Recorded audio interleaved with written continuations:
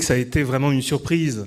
Ça fait 20 ans que je travaille sur ce qu'on appelle en France la démocratie participative et on me renvoyait souvent l'argument selon lequel les citoyens ne voulaient pas participer, selon lequel il n'y avait pas de demande de démocratie dans ce pays et qu'en fait les citoyens, ce qu'ils voulaient, c'est produire, consommer, mais que la politique ne les intéressait pas. La meilleure preuve, c'est qu'ils ne vont pas voter, ou en tout cas, ils vont de moins en moins voter. Or, moi, je suis persuadé que la démocratie ne peut pas reposer exclusivement sur l'élection.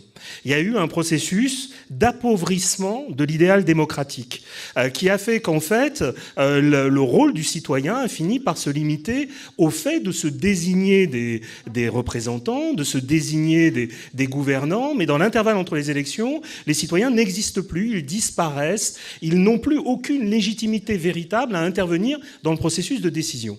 Or, moi, ma conviction profonde, c'est qu'une démocratie ne peut réellement fonctionner qu'à condition que les citoyens s'intéressent aux affaires publiques, mais aussi participent dans l'intervalle entre les élections au processus de décision.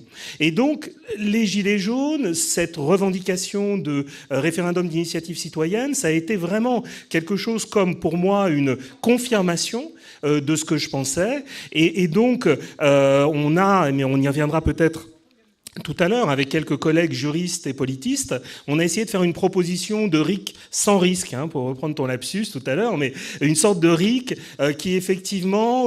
alors, on y reviendra dans le détail. Mais simplement, je voudrais simplement rappeler l'article 6 de la Déclaration des droits de l'homme et du citoyen, qui dit que les citoyens concourent personnellement à la formation de la loi ou au travers de leurs représentants. C'est-à-dire que, en fait, au fondement même du texte le plus important de notre histoire politique, il y a cette idée que les citoyens doivent participer à la fabrication de la loi, et c'est une idée absolument centrale pour moi.